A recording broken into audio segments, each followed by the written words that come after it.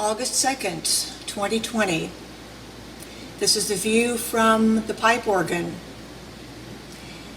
Pastor and I are home at St. John's, and I am at the organ for the first time in more weeks than I could have imagined being away. I thought you might like to hear a hymn on your pipe organ, so I've been thinking about what to play, and I've decided to play my favorite hymn, which is Joyful, Joyful, We Adore Thee. It might seem like a strange choice for a worldwide pandemic, but when we think about the words of Romans 8, where our faith comes to rest in every crisis of the human condition, these triumphant words are so important. Nothing can separate us from God's love. I'll be playing 3 verses, so why don't you sing along on 1 and 4, and then you have your choice of verse 2 or 3. Beethoven, Joyful, Joyful, We Adore Thee.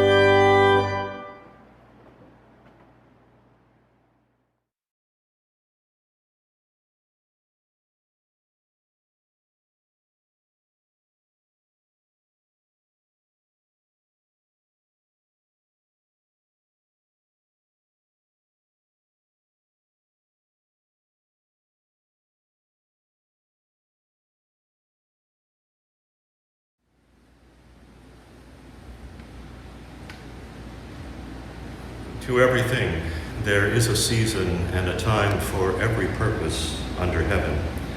Ecclesiastes 3, verse 1. This message is addressed in particular to our church family at St. John's Lutheran in Rutherford, New Jersey, but it should be useful for any church family asking the same question. When is it going to be time to safely get back in our building? Begin worship in some form or manner, even if it is not what we have been accustomed to in the past. We have now formed a worship team at St. John's to help our church council answer that question in a way that is wise, safe, and also faithful to what God expects from us. Thankfully, there are a myriad number of ways to worship God apart from gathering in a church building. For that reason, we have been saying from the start that church is never closed. Faith and worship, praise and thanksgiving, prayer and outreach are available to us wherever we are, alone, together, apart, reunited, online, or on call. Yet words cannot express how much we miss sitting in the pews, being present inside our church home with all the memories and all the hopes for the future, walking forward to receive Holy Communion, throwing back our heads to sing our hymns with joy and reckless abandon, streaming into the aisles to pass the peace, and yes, even listening to sermons. So we know there is a time and a season for every purpose under heaven, even for getting back to in-person worship inside our building. To that end, we know it is essential that we pay close attention to what health professionals have been telling us, what those in our government who are taking the dangers seriously have mandated, and what our national church leadership is saying. Specifically, we cannot safely resume indoor worship unless the infection rate in our area has been going down 14 days in a row. Nor do we feel we can safely gather indoors unless adequate and rapid testing is available and contact tracing is actually working should the need arise. We also have been told that we should not exceed 25% of the maximum number of people who can comfortably and safely be accommodated in our worship space. We have done the math for you, and believe it or not, the maximum number of people who can safely gather in our worship space at St. John's when the time is right is 32. Since Teresa and I will definitely be in attendance, that means just 30 more can gather indoors whenever in-person worship begins. I know there are some churches operating against all of that advice and even defying government-imposed restrictions, but I'm reminded of what my mother used to say quite often. Just because others are doing something doesn't mean you should. Sound familiar? Safely gathering also means we will be wearing masks, everyone, all the time. No ifs, ands, or buts. I don't care if you're a Republican or a Democrat or you just arrived from outer space. You will wear a mask, and so will I. Of course, you can also expect social distancing of at least 6 feet, and thus the restriction on 25% of capacity. We also feel that though we can cool down our building when needed, we need to turn off the air conditioner and all fans before we actually gather together. So we have a plan, and we can begin just about any time that safe conditions allow. Those arriving for worship will have their temperatures checked, be ushered to seating, and remain there for the entire service, which ideally will last about 20 minutes. At the end of the service, those in attendance will leave back row first, and so on until all have departed. To limit time together indoors but still have a meaningful worship experience, we are planning that this 20-minute service will feature the lessons, prayers, and psalm found in the weekly Celebrate insert. I also think it can be safe to commune in our seats if we each take one of those pre-packaged communion cups and wafers as we enter. Some have asked, well, how can you commune with a mask on? And I think that should be easy. In fact, no one should remove a mask to commune ever. The wafer's about the size of a dime. I'm sure you can slip that under a mask. The grape juice glass is quite small, and you should be able to maneuver that without taking off your mask. We will be able to enjoy organ and piano music once more, but they say hymn singing is a bad idea. Evidently, it has the potential to quickly spread too many droplets around a room. So the singing will have to wait for another season and another time, but that time will come.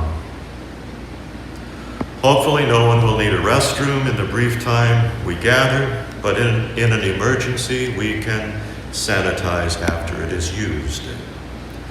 What I think would be difficult would be to sanitize the sanctuary after we have gathered together so that we could then quickly have a second or third service. Finally, with all of this in mind, it is probably going to be best for those planning to attend to let us know in advance. Should more than 30 persons want to attend on any given week, we can find a way to accommodate the rest the following week.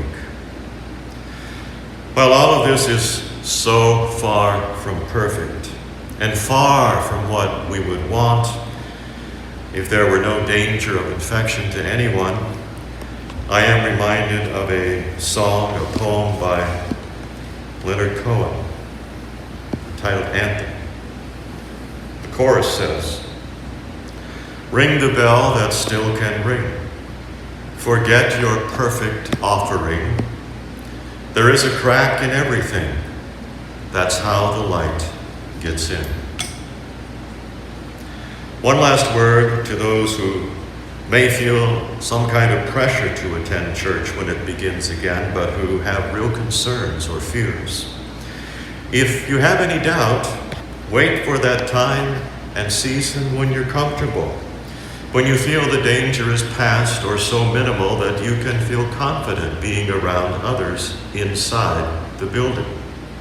No one will think less of you or judge you for your caution.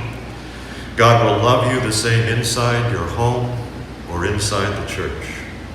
Hopefully we can live stream or record and share the service with any unable to attend. When all of this began, I promised that when we return to regular church services, we will have a day of great celebration. I said we'll celebrate First Communion on that Sunday and confirmation, and we'll baptize any who need to be baptized. That promise has not changed. What we are planning right now in the interim is far from a regular church service. In fact, I'm not even going to call it a regular worship service or an irregular worship service. Let's just call it a pandemic prayer service. For now, it will be part of our food for the journey and our manna in the wilderness until the medical professionals and those charged with our safety give us the all clear. So it is good to know that we have a plan, and we can tweak it and refine it and go with the ebb and flow of events. But what matters the most is that God has a much greater and more comprehensive and perfect plan. A plan that will accomplish all that God intends and desires. You are part of that plan. To everything, there is a season and a time for every purpose under heaven. God bless you.